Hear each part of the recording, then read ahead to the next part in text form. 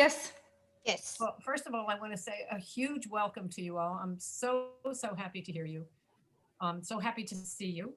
And I will ask you in advance to forgive my non-technological approach. I'm an idiot with technology, and all this Zoom stuff is new to me. So if you know how to do something I don't know how to do, please tell me.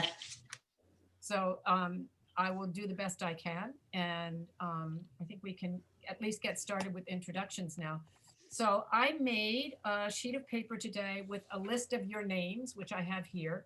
First, I'd like to ask each of you to say your name so I can hear how you pronounce it. So I'll pronounce it correctly. And my name is Mary. That's pretty easy, Mary Cotter. So I would love to hear you say your name and then tell me what country you're from and what your native language is and whether you speak other languages besides English and your native language. Who wants to start? Don't all speak at once. How about, let's see, who's first on my screen? Aliana, I don't know how you pronounce your name. Okay. My name Olena. Olena. Do you pronounce it Olena, or is that how people say it in the United States? It's how people say it in Ukraine, Olena. And this is formal form. Short form is Lena. If you can pronounce and it is easier for you, Lena. Yes. Лена. Я говорю немножко по-русски, так что это... О, супер, отлично. Okay, so but they would in Russian it would be Yelena. Lena. Olena. Olena. Your Russian is perfect. Oh, thank you. Okay, so you're from the Ukraine? Yes, I'm from Ukraine and I'm here 1 year and 8 months. And you speak English this well? Wow.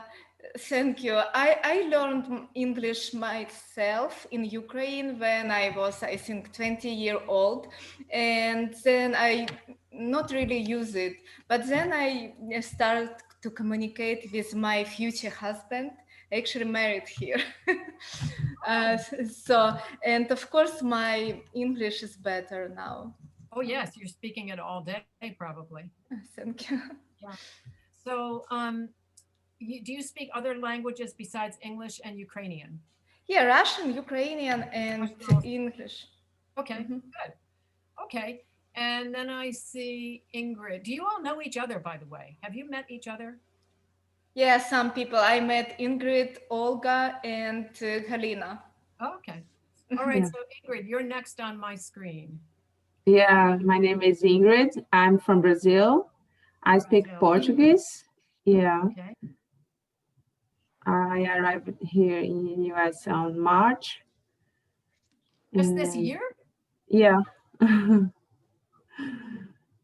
And that's it. I don't know. I'm jotting down notes so I can remember. Came this year. Your English is remarkable for somebody who came here in March. Did you speak English in Brazil? No, but I studied in Brazil. You did? Okay, Yeah. so you speak English and Portuguese. Any other languages? Yes, only these two languages. English now. and Portuguese. Okay. Yeah. And let's see who is next. Olga Mendoza. Hi, Olga. Yes. Hi, how are you? Hi. How do you say your name? Olga. Olga. And where are you from? I'm from Colombia and I speak Spanish. And any other languages besides Spanish and English? No. Okay. You don't have to. Just want to know what material we have to work with. Okay. And how long have you been here? Oh, I have been here for a long time, for about 15 years. Okay. Yeah, but most of my time I have worked with the Spanish people, so I haven't been able to practice too much English.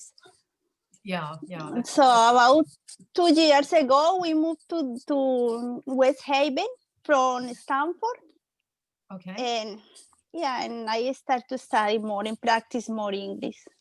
Okay, good. Okay, and the next person I see is Galina Danuk. It's me. Hello. Where are you from? I'm from Ukraine. My Also name Ukraine. is Galina. Galina. Yep. Okay, I'm Ukraine. here for 15 years. 15 years. Speak Ukrainian, a little French, Okay. very little Italian, some words in Spanish, some words in German. Wow. How about Russian? Yeah, Russian, of course. Okay. Oh, everybody says Russian, of course.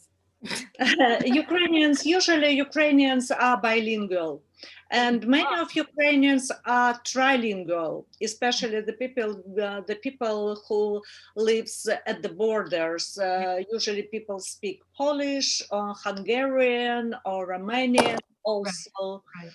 So Right. you speak No, I know. several Many languages. Ukrainians are bilingual, not by choice. Yep, exactly. The influence of Russia. That's why I'm always afraid to speak Russian to someone who's from the Ukraine. Yeah. You never know. And then I see Tarcisio. Is that how you say your name? Yes, you're correct. That's me. Presotto. Yes, my name is Tarcisio. I am from Brazil, like Ingrid. And my native language is Portuguese. And I'm trying to improve my English. I am in US for exactly 1 year. Oh. And yeah, and I'm trying to. I usually say Spanish, so Okay, I'm going to add that. Not Italian. no, not Italian. And Brazilian Portuguese. Okay. Yeah. Excellent. Okay.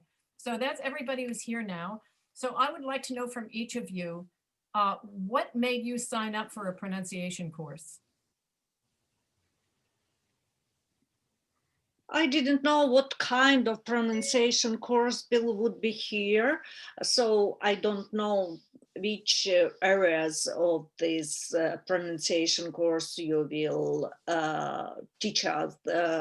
If I need to eliminate my accent, I perfectly understand that is not possible perfectly, but improve. So that's why I'm here. Okay, good. Anybody else?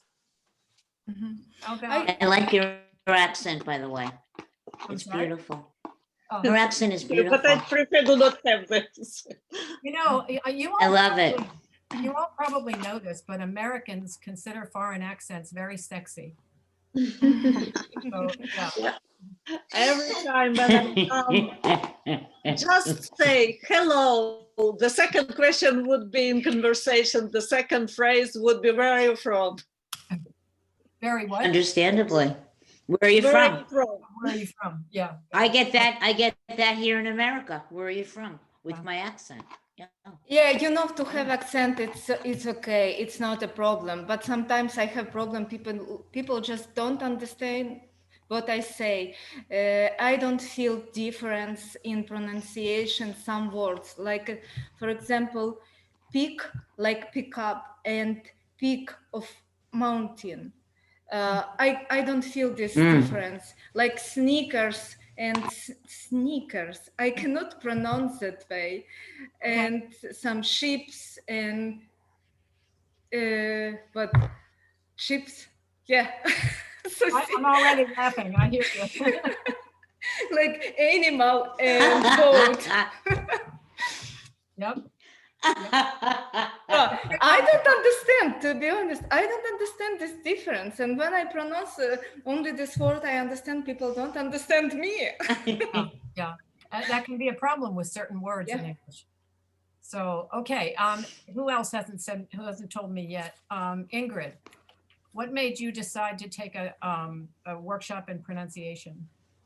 I think it's interesting to learn. I don't know exactly what the class is about, but I when I saw the title of the class, I made me interesting to learn something different. Yeah. Okay, good. Who else? Tarcisio. Yes. So, well, I moved to US to work. So I meet American guys every day, every time. So I think it's important to know the correct pronunciation in order to better express your feelings, to express what you're talking about better. So I think every time that you can have more pronunciation, more good pronunciation is better. Okay, good. And who haven't we heard from yet? Galina, Olga Mendoza. Yes, I need to improve my pronunciation, and I need to learn more about that because I have difficult to understand people. So when I read, I can understand better. When I hear, I have problems because the pronunciation is very confused for me. Yeah, that happens for a lot of people. When you learn English from a book, you can understand every word. And then you go out in the street and you hear people speak and you have no idea what they're saying. Yeah, It's that's my bad. problem. Yeah, that's a problem for a lot of people. So, but you all speak English very well. It's really impressive. So I'll tell you, my background is well, I've been teaching English for 11 years in Queens, and then another 5 years in Westchester, and about 15 or 20 years before Queens. So for a long time, and I've been focusing on pronunciation, which I love to teach. It's so much fun because you can see immediate differences. So this is a little bit tricky because we're doing a workshop rather than a regular class. When I teach it at the Westchester Community College, I have a whole course, a whole semester, 36 hours of instruction, and it's every single week. So it's a little trickier to do a workshop and then have a lag before the next workshop. So what I want to do today is to go over a few basic principles, and I want to hear the words, for example, that Galina gave us, oh no, that Oleana gave us. She gave us an area of difficulty that she's really looking for help on, like ship versus sheep. If I understood her correctly, she's saying she doesn't really hear the difference, and therefore she can't say it when she goes to pronounce it. She can't say which word she's saying. Am I remembering that right? Yes. Okay, good. So I'd like to hear from the rest of you, since we have a handful of people here, we can let each person speak. Ingrid, I see your microphone seems to be turned off. Can you turn on your microphone and just tell me what area of difficulty do you have when you try to speak or listen to American English? Sometimes it's very hard to listen. It's normal. And for me to practice, I have some difficult to say words in the past, like ed sound. Got it. For me, it's very difficult because in Brazil we say each letter. Here we can pronounce, and for me, I have a difficult, like Elena said, but for me it's more past words, like Past tenses. past verbs. Yeah, past tense. Yeah. Got it. Okay. How about Tarcisio? What words are hard for you? Well, I think it's something like a words that are closed when you were talking about in affirmative or negative. For example, I can or can't. Yeah, it's a little bit difficult to understand the difference between one and another one. Okay, I saw something else when you were speaking that I will also work on with you. All right. I'll first ask everybody, may I have your permission to stop you and correct you? Yes. Of Yes, course. Sure. Absolutely. No, this is a Please. very sensitive subject, because when you're teaching English, the last thing you want to do is to make a person feel self-conscious so that they don't want to speak. So in this class, it's kind of different. When I'm teaching English grammar, I don't stop when people make mistakes if I can understand them. I only stop if there's something I can't understand. In this class, I'm going to stop you if you give me permission when I see something that I think you need help with, if that's okay with you. Yes. Sure. I don't want to embarrass anybody. I want you to watch carefully how you speak with each other too. At some point, I'll be dividing you into pairs or I don't know if we have enough people to do that here, to practice with each other. It's a very, very useful thing to do. But for example, I just noticed something that Tarcisio did that is very, very common in speakers of Spanish and sometimes speakers of Portuguese. And that is, in English, we have a lot of consonants together. You all know what consonants are, right? Yep. Yes. Consonants? Okay. Mhm. So we have a lot of consonants together, and the word something, for example, we have a middle cluster of consonants of M and then TH. Many people who speak Latin languages, like Spanish, like Portuguese, sometimes like French, they just simply skip one of the consonants in the middle. Like Tarcisio, I can understand you perfectly. I would never stop to mention this if it were a pronunciation class because your English is so fluent. But when you say something, you don't pronounce the middle M. You're saying something, something. Gotcha. And I bet Olga Mendoza does the same thing. I bet, because speakers of Spanish have the same problem as speakers of Portuguese, which is their languages don't allow for a lot of consonants in the middle of a word. So when they get to English and they suddenly see a bunch of consonants, their effort is to pronounce the word somehow. So they just skip one of the consonants and they say something. Something that speakers of Spanish do very commonly is skip the letter M or P in the middle of a word. For example, let's say, Olga, tell me something. If you're going to pick up a prescription in the drugstore, you tell the druggist, I'm here to pick up my prescription. Tell me that. Yes, I'm the druggist, so tell me I'm here to pick up my prescription. I'm here to pick up my prescription. See, my prescription. Prescription. That's what happens. You can't help that. Because when hi there, Britt Goodman. Hi, I'm just listening in on the class. Okay, so so when you speak English, you're going to, all of you are going to bring into English the habits that you formed in your own language. And if English has sounds, who is that?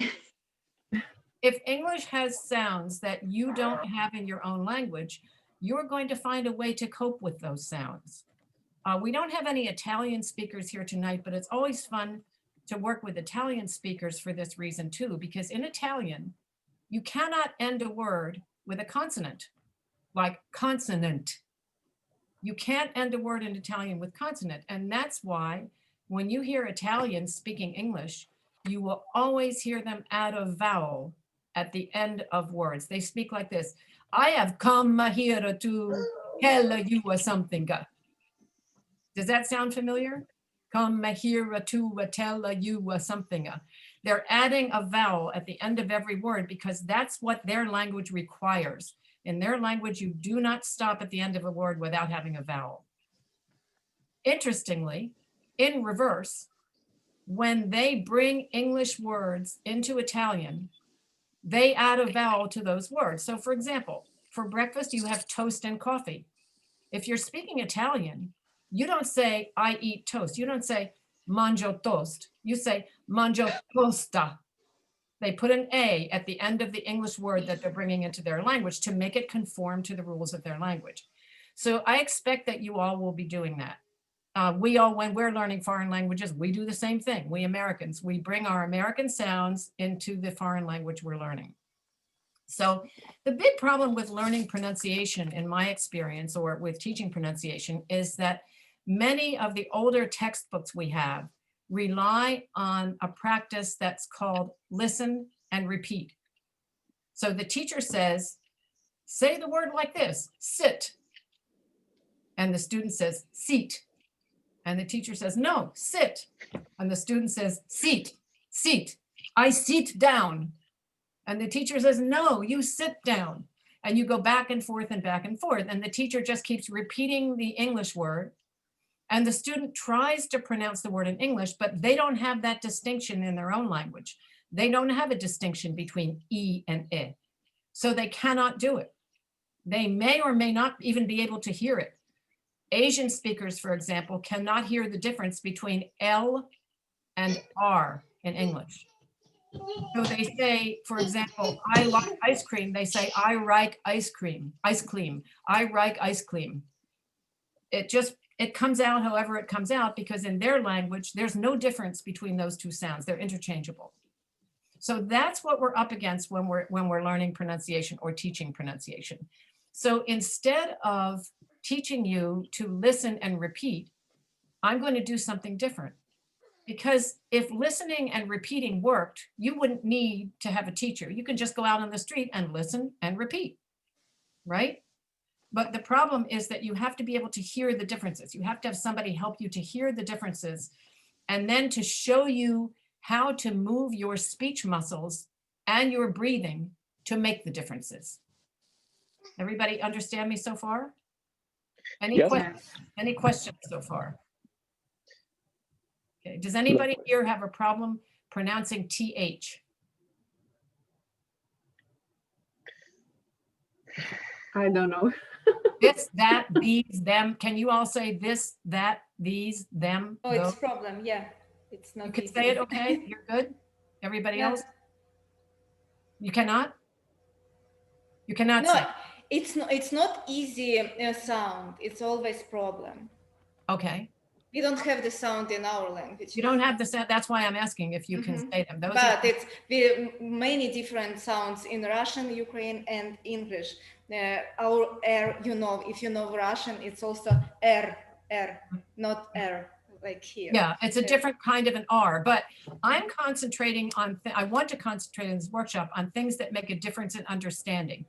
If you roll your R's in English, you will never be misunderstood. So that doesn't matter as much. And as far as losing your accent, you'll never lose your accent, because all Americans have accents too.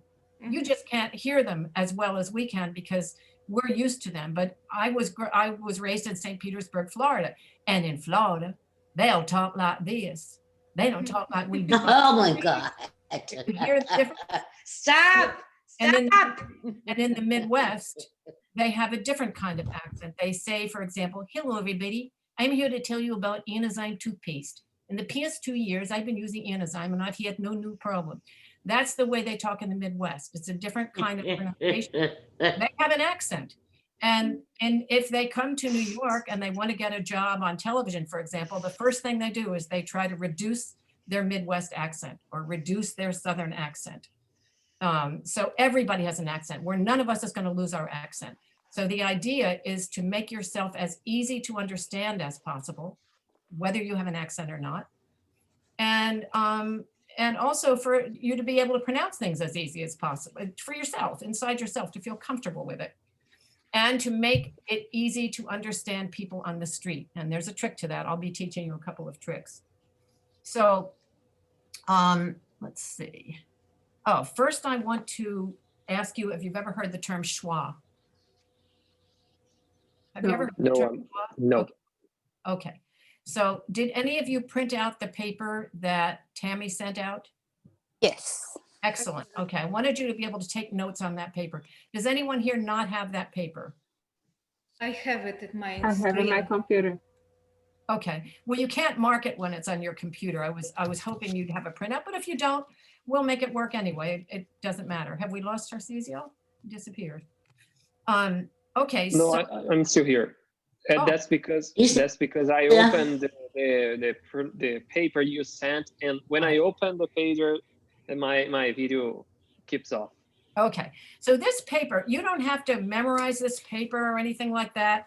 But I'm going to be using it because it's a very clear representation of all the vowels in English and all the consonants in English. It's easy to see. I'm going to be giving you resources during this workshop that you can use in between our workshops. And this paper is one of them. So I asked you about the word schwa. I'm going to put this in the chat box just so you can see it. Tell me if you can see this word in this. You all have the chat box open? Yes. Yes. Okay. See the word I put in the chat box up here? Can you see this word? Yeah. This Yes. word is the single most frequent vowel in the English language, and it's not even listed as a vowel. But it's the single most important vowel sound in the English language.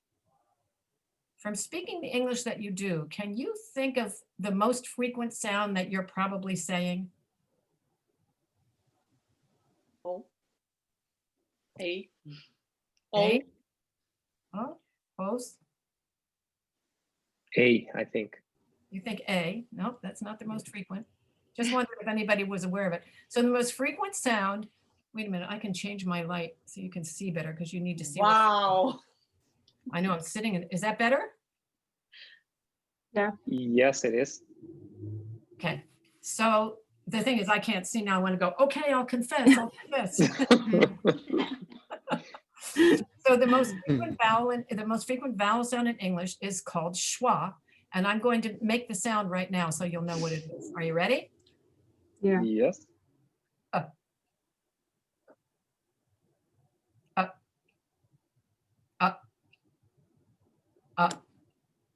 That's the most frequent vowel sound in English. It's not written as a separate vowel sound. It's just that our vowels often get changed to this sound, right? So if you say the word the, that's a schwa, the. We don't say the for THE unless there is a vowel immediately following. Like we don't say the apple, we say the apple to make it easier to say.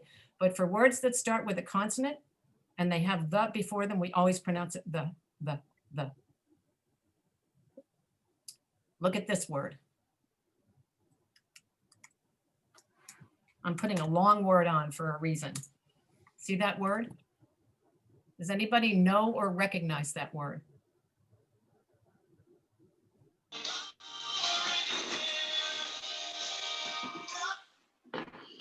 You know or recognize that word? It's multiplicity. It means a lot, that's all. It says we have a multiplicity of ways of doing things. It just means a lot. Doesn't matter what it means. I put it up there as an example because look at all the I's in there. Right? Multiplicity. If you speak Spanish, you're likely to pronounce it multiplicity. Yes. Probably if you speak Portuguese, you're likely to pronounce it also multiplicity. I'm not sure how the Ukrainian speakers would pronounce it, but probably not too differently from that. But English speakers in the United States do not pronounce it that way. What they do is something called reduction. English is full of reductions, and that's what makes it hard to understand if you don't know the system. So what we do in English, when we have a lot of vowels like that, only one of them is accented. Can you hear when I say it, which vowel is accented? Which syllable? Multiplicity, multiplicity, multiplicity. Which one is accented? The third one. Right. Multiplicity, multiplicity. Can everybody hear that? Yeah. What happens to the vowel right before that? Listen to how I'm saying it. Multiplicity, multiplicity, multiplicity. Like reduction before. It's reduced. It second vowel. disappears. We make vowel sounds disappear all the time in English. And that makes English hard to understand when you're first learning it, because you're going to go out on the street and you're going to hear people speaking like this. You're going to say, what's that word? It should be multiplicity, right? But we don't speak that way. We say multiplicity, multiplicity, multiplicity. So the reason you hear it that way is because English is a language that relies on stress, and the stress is on multiplicity, multiplicity. When you know where the stress is in a word, especially if it's a long word, other syllables will have reduced vowel sounds in them. One way or the other, they will have reduced vowel sounds in them. Even though there's a U. I have a question. Yes. I don't know what you mean by stress. Okay. Like the accent on the syllable? Yes, that's called the stress. The stressed syllable is the accented syllable, but because accent has come to mean something else. I never knew that. Yeah, that's a good question. So the stress is where the heaviest falls. Multiplicity. So look what happens to the U too. It still is but it's a reduced because I don't depend on to make the word understandable. I say multiplicity. I can say multiplicity, multiplicity, multiplicity, right? You can still hear the stress on the multiplicity, right? Everybody understand? I'm looking for nodding heads. Everybody understand this? Okay. Stop me and ask me questions at any time. So I'm going to show you what happens in a stress-timed language. These are basic principles. I think they will be very useful to you. So there's a few basic principles for you to understand. English is a stress-timed language, which means that our language is based on hearing the stress in the words as you proceed with the sentence. For example, I'm going to type a sentence here. Cows eat grass. Right? Everybody understand that? Cows eat grass. When you say that sentence, the stress is pretty even on all three words. Cows eat grass. If I start adding words to this, for example, if I say this, I'm a terrible typist too. Okay, what about this sentence? The. Right, now we have a the. So when I say the first sentence, cows eat grass, how many beats? 3. 3 beats, right? Cows eat grass. Those are 3 stresses. They're all essential, important words for you to understand. Now I've added the word the. The is not an important and essential word for you to understand. So watch what happens with English. We added a word, but we're not going to add a beat. So I read the first sentence, cows eat grass. And then I'm going to follow it with the second sentence. So cows eat grass. The cows eat grass. Still 3 beats. Okay. Now watch this. Let's put another sentence in.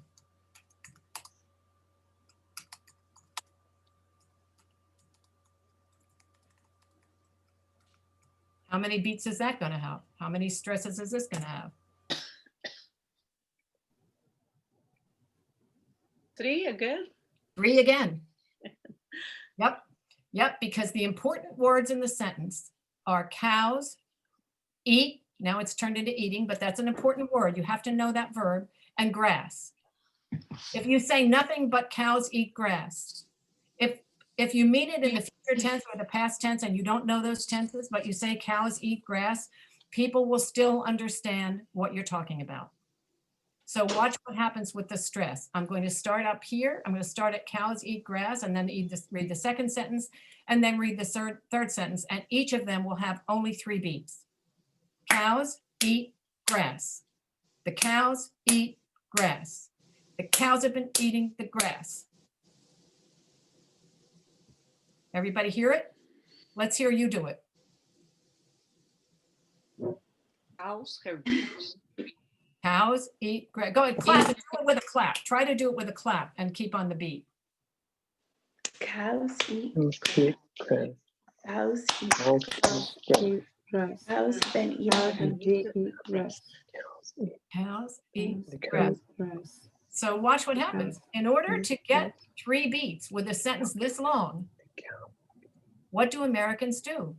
They reduce the rest of the words. They reduce the sounds in the rest of the words. They say, the cows have been eating the grass. The cows have been eating the grass. The cows have been eating the grass. The cows have been eating the grass. Now I'm going to speak the reduced words very softly. I'm going to say, the cows are eating the grass. The cows are eating the grass. Still 3 beats, but a typical American will reduce the other sounds in the sentence.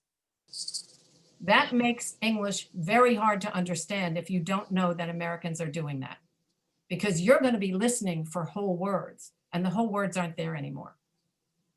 We get even messier sometimes. Watch this. Has anybody ever heard a conversation like this?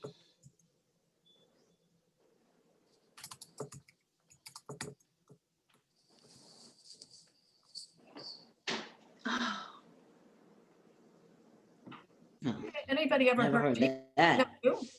Okay, so the way it looks on paper is just the sound. That is not the real words in English. That's just the sound. So if I go to somebody, if I go to Denise and I say, Jeet, and Denise says, no, Jew. And I say, me neither. So you want to go out to get a pizza? Can you guess what Jeet and Jew are? Did you eat? Yes, Jew is you. that's exactly right. I'm That's sorry. exactly right. You're right. You're all right. So this is, did you eat? And the second sentence is, No, Jew. did you? Oh my God. I thought you were talking about my religion, Mary. Oh. I'm a Jew. Yeah, yeah. I thought exactly this. Yeah. Right? That's what I thought. You talking to me? No, Jew. Nothing to do with religion here, just pronunciation. So what we do here is the important word in this is eat. And you know, the first person wants to know if the second person has eaten yet. So that's the important word. And the second person wants to know, well, did you eat? So we reduce the rest. We say, gee, no, Jew, not yet. You want to go get a pizza? Oh If my the God. American heard that conversation and you asked them to slow it down, they would say, did you eat? No. Did you? Because their ear is so accustomed to hearing those reductions. And that's what often makes us so hard to understand. We're used to doing these reductions. And when we speak with non-native speakers of English, we forget that they don't have these reductions in their language, and we need to add more words to our speech. But the reason I'm teaching you this is because last semester I had a Chinese doctor, a young Chinese resident in my class in Westchester. And I was only focusing on teaching everybody to speak. And he came back one time and he said, I understand more English from this class than I have in any other class. And that was not my pronunciation, that was other people's pronunciation. Because we went over reductions, and we're going to go over something else too, which is linking. Do you know about linking? Yes. Okay. When So- you say the Yes. two words together. Two words together, right. When you put two words together, you're linking them. We do, in addition to reductions, we do one other thing, and that's called linking. And when we link, we often link with reductions. Like if I do, did you eat? Now I'm going to put a different form up. I'm not going to put it as short as before. I'm going to do it the way we would if we link them. So we would say, did you eat? Did you eat? Because we're saying, did you? We're linking did and you here and here. And we're saying, did you eat? Did you eat? And then obviously when we're talking really fast, we just say, G, you eat yet? No, Jew. Do you see how it works? Did you eat? Or G, that's what we're doing. We're shortening all of these word clusters together. When you first see it, you go, oh my Lord, what am I going to have to learn? But look what I just did. I said, did everybody understand what I just said? Oh my Lord, what am I going to have to learn? Did you understand me when I said that? Yes? Yes. Yes? Yes. Olga, yes? Yes. Okay, but I reduced. So you're used to certain reductions. I just said, what am I gonna have to learn? Look what I did. Gonna have to learn. What am I gonna have to learn? I didn't type that really well, but what am I can do? What am I? Here's another version. What am I gonna have to learn? What am I gonna have to learn? You see what I'm doing? I'm What am I reducing. gonna have to learn? I'm reducing. Okay. Easy to understand, but still understandable. It's easy to understand? Not easy to understand, but still understandable. That's right. That's right. This kind of sentence is understandable. What am I going to have to learn? And even did you eat? That you can still understand because there's enough of You, did you eat? You can still hear a little bit of the you part in the did you eat? But when you get up here and you say G, and a lot of Americans who speak fast, they will say something like, hey, G yet? G yet? No, Jew. Do you teachers all understand me when I say that? Yeah. Does that sound familiar, right? G yet? No, Jew. No, you want to get a pizza? Yeah. Yeah, you wanna. We don't say want to, you say wanna. Okay. Right. So that's principle number one that I wanted to share with you. As far as stress time languages go, Spanish is a syllable time language, for example, and that means every syllable counts the same.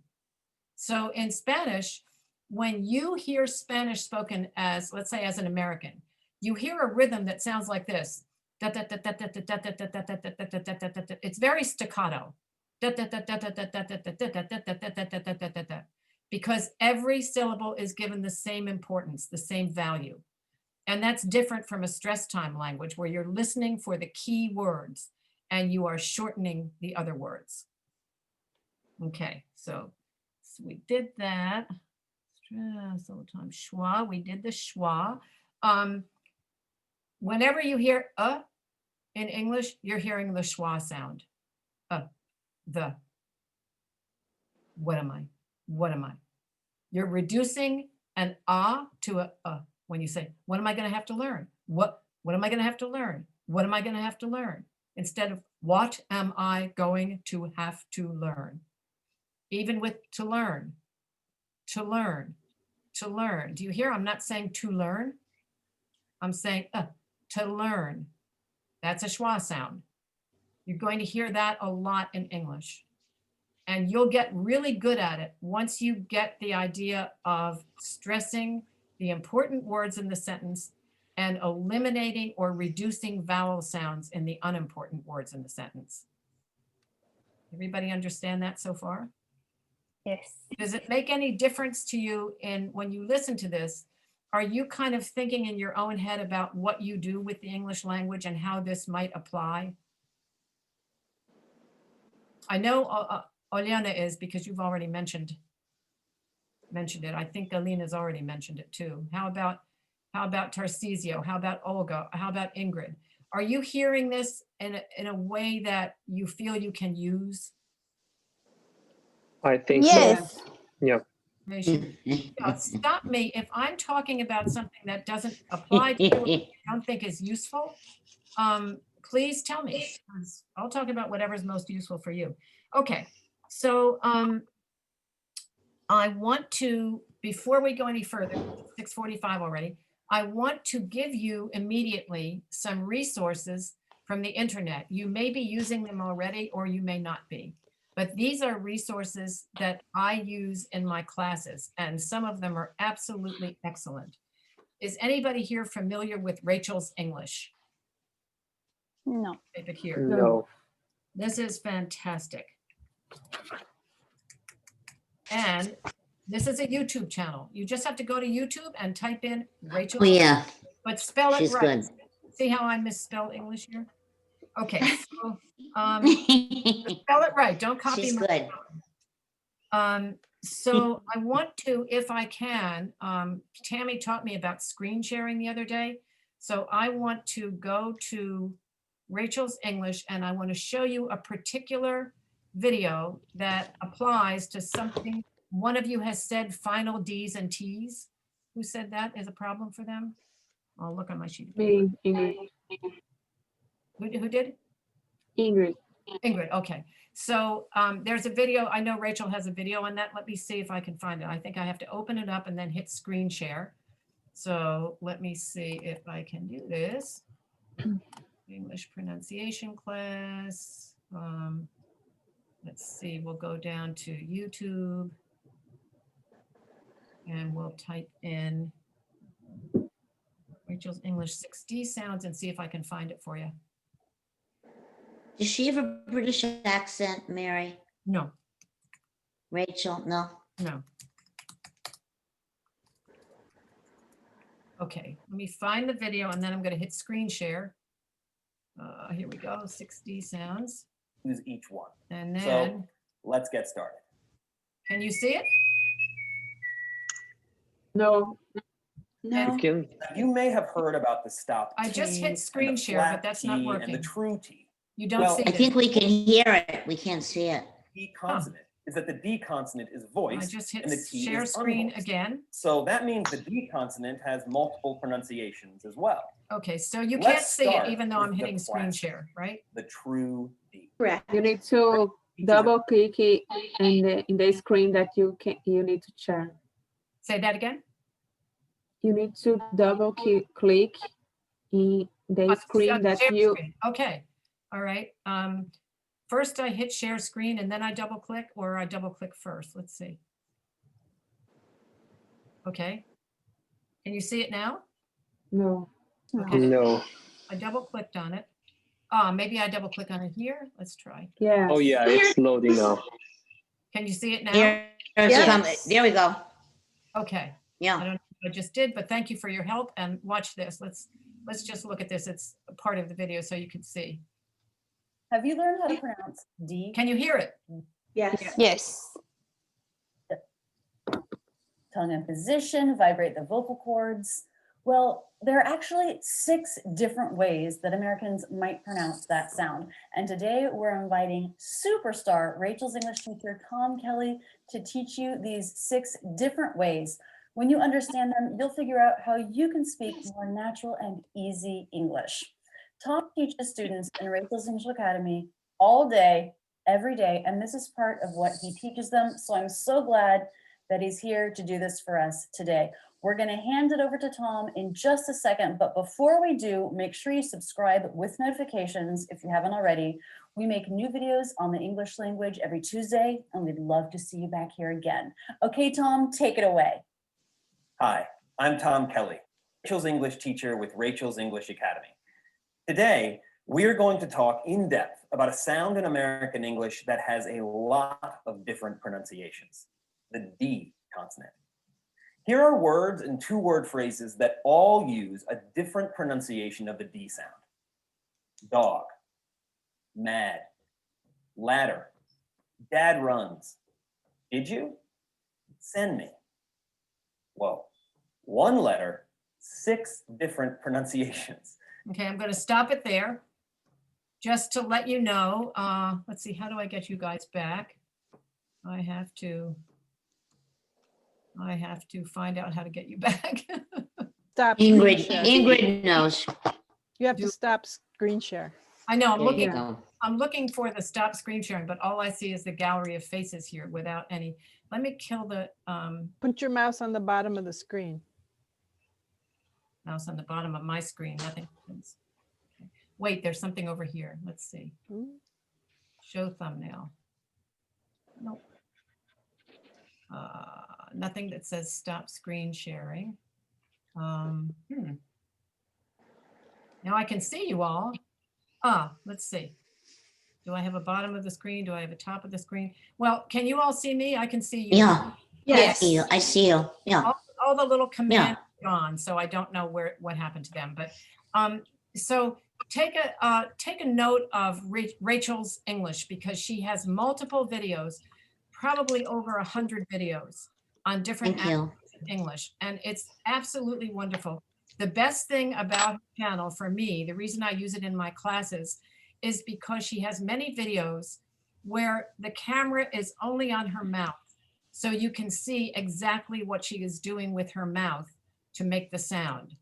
In a regular classroom, you can't do that because you're at the front of the classroom and the class is too far away. They can't see.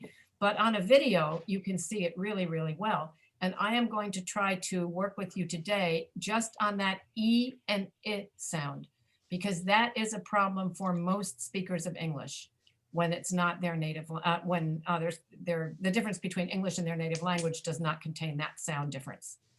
So you're all in a different order now. Was it, oh, I can't see any names.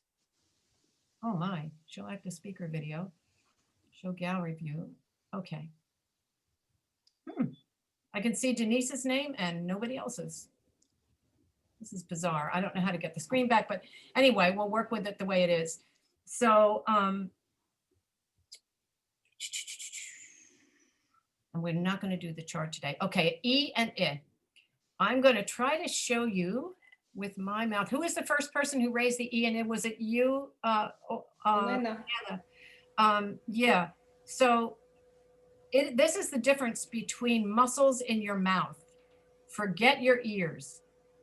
The way you're going to learn different pronunciation is to use your mouth differently, your muscles of your tongue, your jaw, and your throat.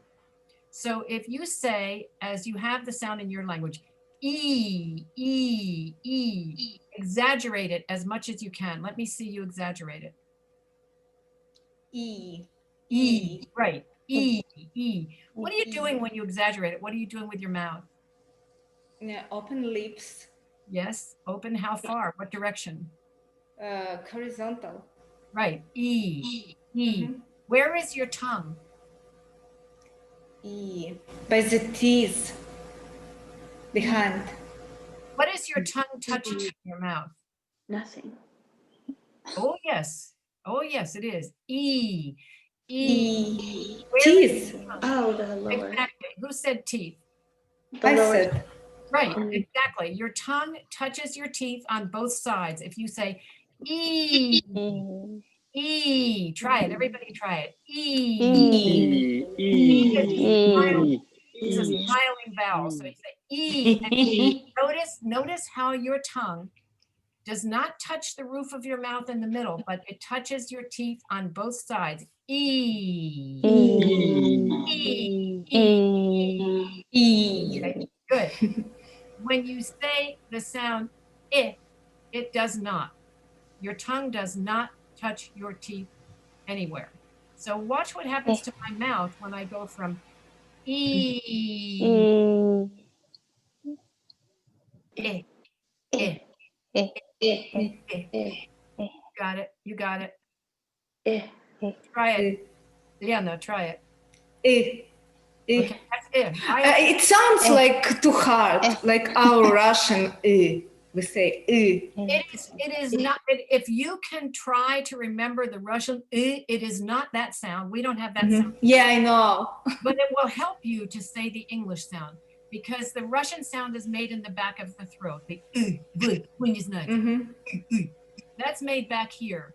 The English sound is made in the front of the throat, but the principle is the same. You don't touch your tongue to your teeth. So if you start with an E and you open your mouth little by little, drop your jaw and try to say E as you're doing that. Watch this. E. See what it turns into? Try to do that. Say E and you can feel your tongue on your teeth and then slowly drop your jaw and listen to what happens to the sound. Do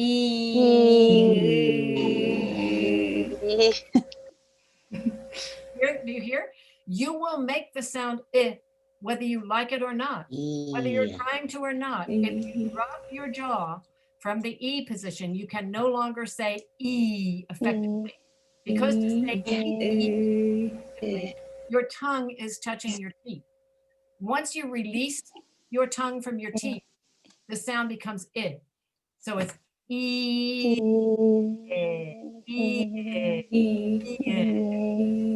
So if I say seat, and then I say sit, and I drop my jaw, I cannot say the word seat twice. See if it works for you. I'm watching Fiona because she's the one that raised this. Say seat, seat, seat,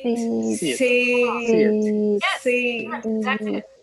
That's the difference. And you have to practice it now. Practice it in front of a mirror or in front of your cell phone. It's E, E, E, E, E, E, E, E, E. So sit. Sit. Yes, perfect. Sit. Perfect. Beautiful. That is perfect. That was perfect American pronunciation, what you just did. Sit. Okay. Now, all I can do in this class is to show you the principles, to show you that how to make the sound. It's up to you to practice it over and over again that way, because that's the only way you can change your old habit, right? Seat, sit. Tarcisio. Yes. Let's hear you do it. Sorry, can you say it again? let's hear you do seat and sit. Yeah, seat and sit. Yes, your seat needs to be even tighter. This is what's called a tense vowel. Your muscles are tense. You go seat. Seat. Yes, Seat. seat, and then sit. And then sit. And sit. Yes, Sit. perfect. Can you hear the difference when he says it? Seat and Yes, sit. I can. Here each of you. Olga, let's hear you do it. It's hard for Spanish speakers too. Sit, sit. Okay, I hear 2 seats. So try it. Seat is where you smile and your teeth are touching your tongue is touching your teeth on both sides. And sit is when you open your mouth and your tongue comes away from your teeth. So seat, sit. Sit, sit. That's better. Can you hear the difference now? Can you hear the difference when she says it, you guys? Everybody else? Yeah. Okay. And we have, I wish I could get my names back here. Ingrid. Yeah, Ingrid. thank you, Ingrid. So Ingrid, let's hear you give it a shot. Yes. Sit and sit. Good. Seat and sit. Sit and sit. Good. Good. Okay. How about Galina? Seat, seat. But I have a question. Yes, go ahead. Question? As the first sound as long as the second one? I mean, seat. Good question. The first sound is much longer than the second one. Seat and sit. Yeah. Seat and Seat, sit. sit. Yes. Even when you're speaking quickly, the first sound is longer than the second one. Seat, sit. Seat, sit. Because you're using more muscles to make the first sound, so it takes longer. Seat and sit. Beat and bit. Beat and bit. The beet vegetable and bit. A little tiny bit. Let's hear it. Let's hear it, Liana. Beat, beat, beat, beat, and beat. Yes, you got it. That's it. That's it. That's it. And this class is being recorded as far as I know. I don't see the little record button anymore because I can't see anything anymore. But it's being recorded. So maybe the Literacy Center will send you a recording so you can see yourself doing this. You'll see yourselves doing it. Who haven't I not asked yet? Have I asked each of you? Have I asked Diana, Tarcisio, Olga? Yes. Ingrid? Yes. Okay. It is now almost 7 o'clock. I don't know how long you plan to be in this session together. I can work longer if you like, but if you have to do dinner, let me know. I wanted to give you the Rachel's English resource immediately because it's amazingly thorough. Thank you. You can look up almost anything at all on Rachel's English, and you can find a lesson on it, and you will see the mouth close up. I want to work the next time we meet, I'm hoping everybody can bring a paper version of this so that you can write on it. So you can handwrite on the chart itself to put the sounds into the chart that are represented by these symbols. It will be very, very helpful as we move along. Any questions? Any more questions? Any questions about your specific situation? No, I don't have questions. Okay. I want to give. Thank you. Thank you, Mary. You're very welcome. I want to give 2 people homework. Tarcisio, Olga. So, Okay.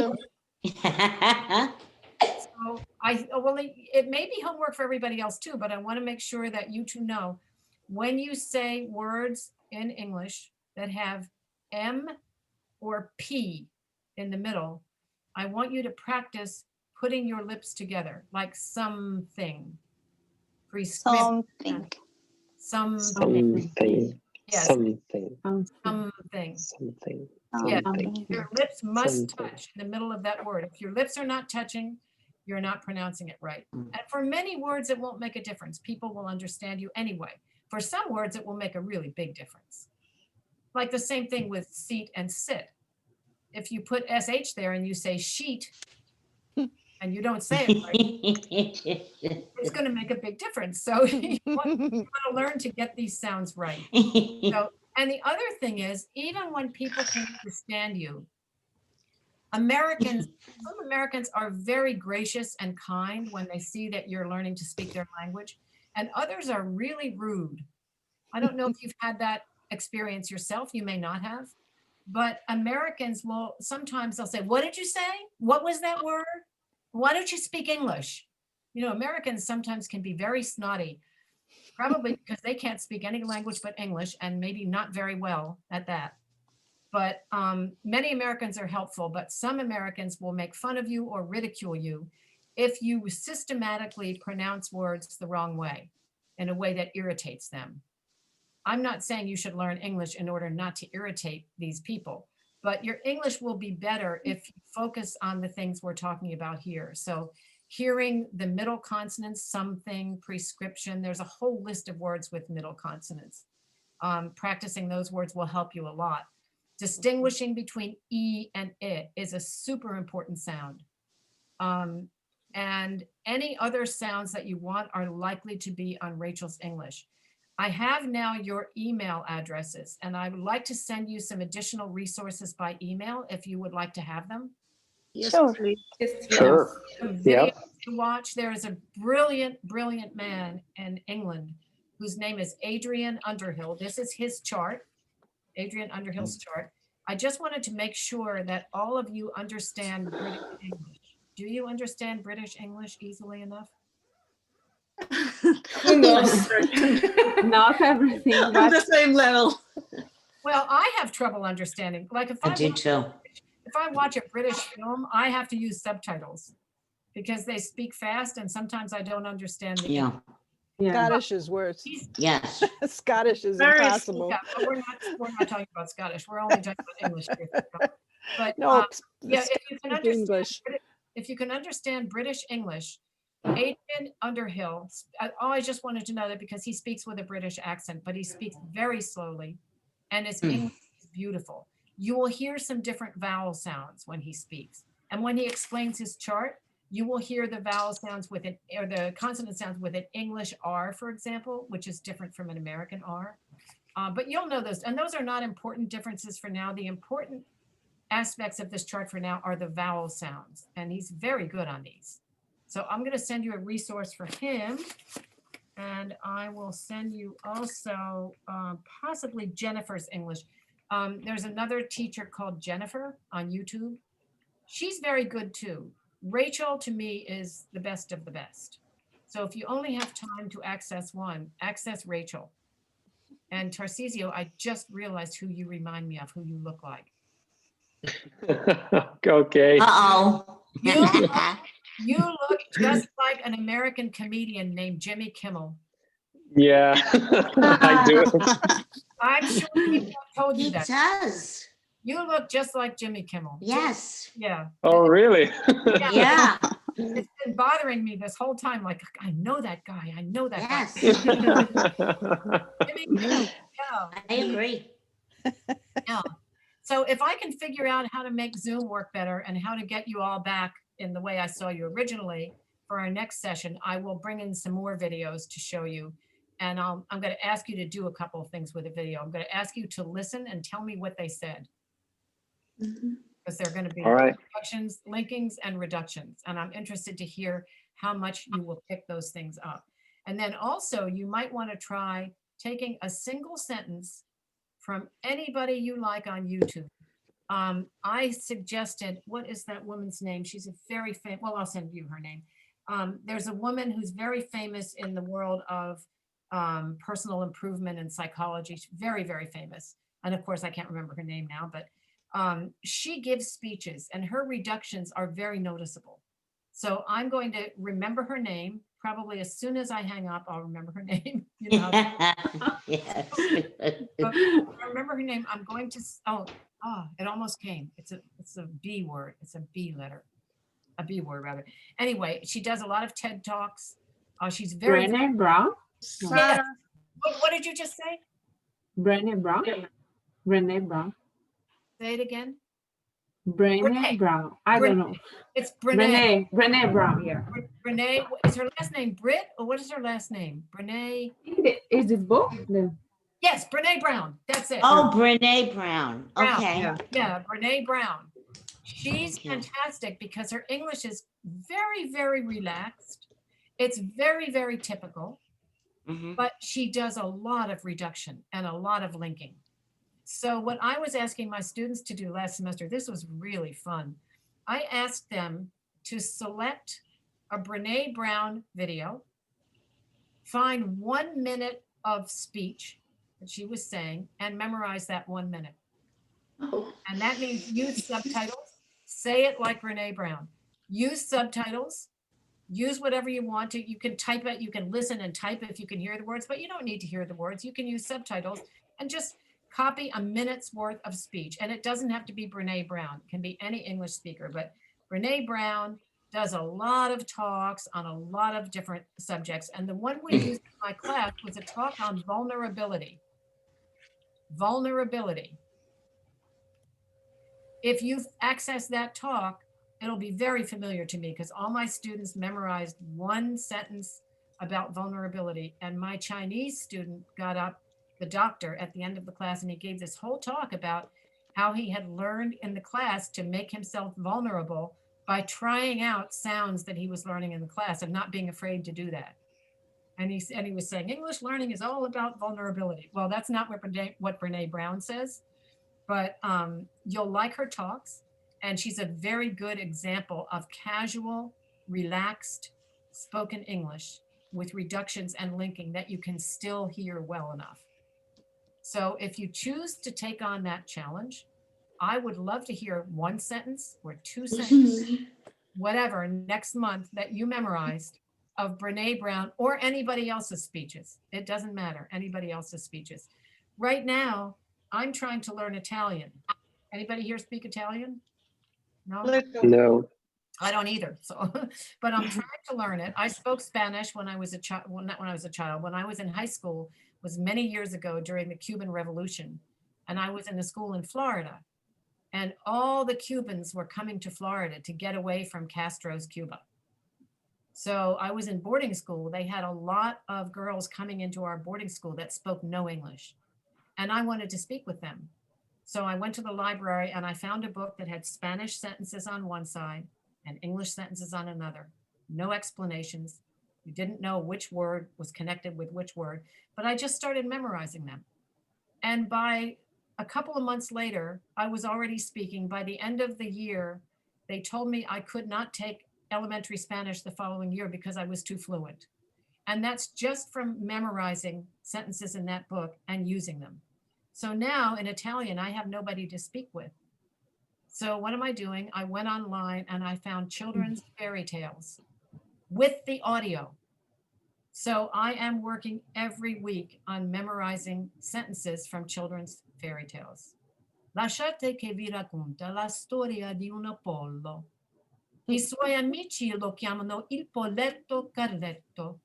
So that's the first 2 sentences from what I'm memorizing. So I'm asking you to do what I'm doing, which is take a good example of the language and find a native speaker to listen to it and memorize it. Brené Brown is a native speaker. There's literally millions of other native speakers on YouTube that you might like better. Barack Obama is a fantastic speaker.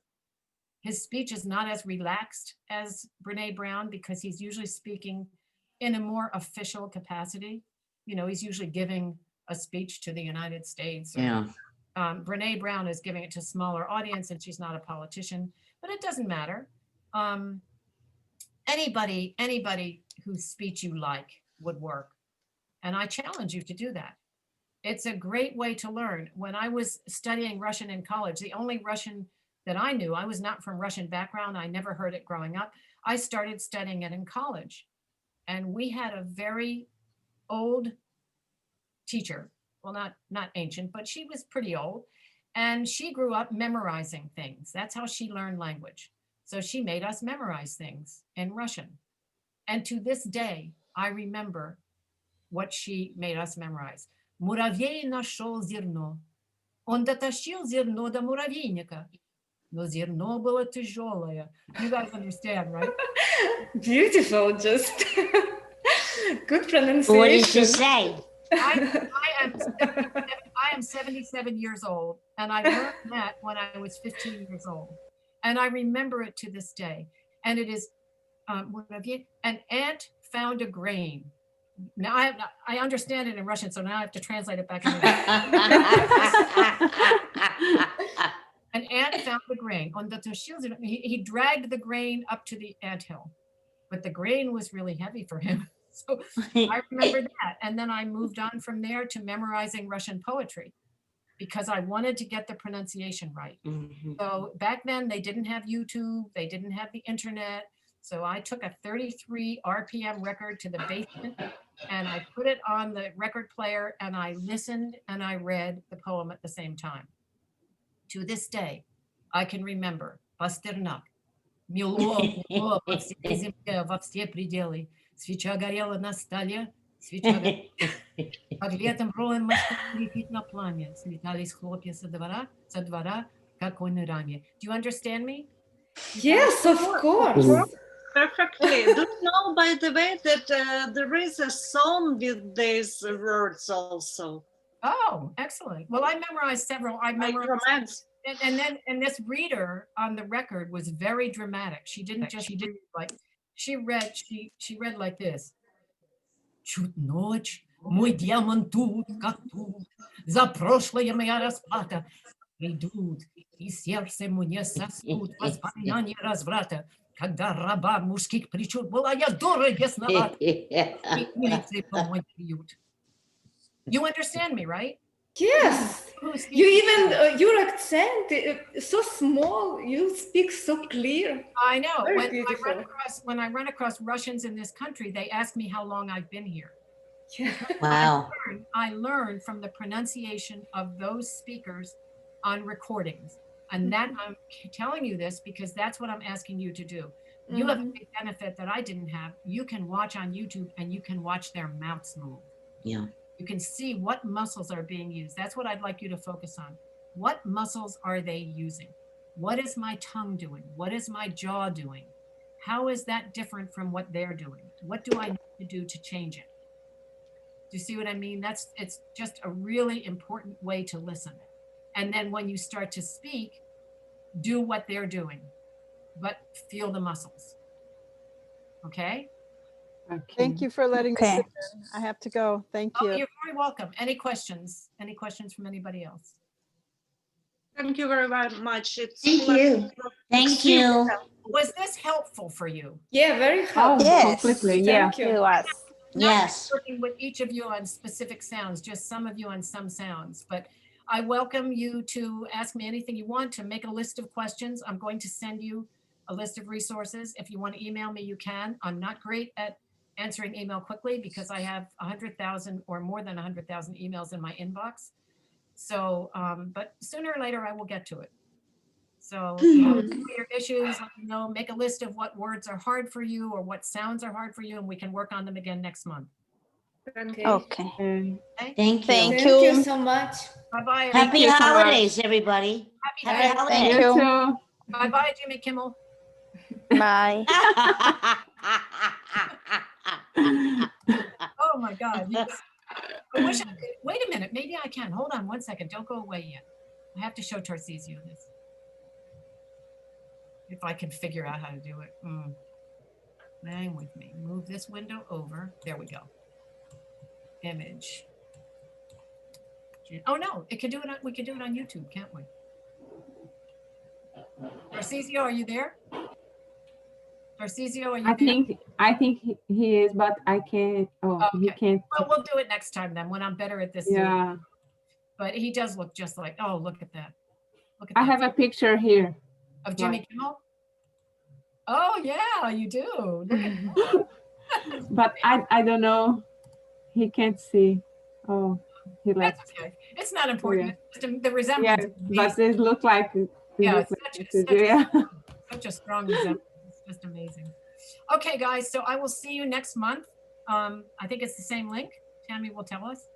And thank you so much for your attention. You've been paying close Thank attention you, for a thank long you. time. Thank you. Спасибо. Thank you. Muito obrigada. Muchas gracias. Oh my God. Спасибо. До свидания. До свидания, милое создание. Целоваться некогда. Wow. You are fantastic. Oh, bambini. Okay. Ciao. See you next month. Yeah, bye. Bye-bye. See you. Bye bye. Bye. How do I don't even know how to close it. This is hysterical. Let's see.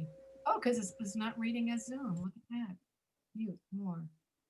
Stop video. There we go. Stop video. Okay.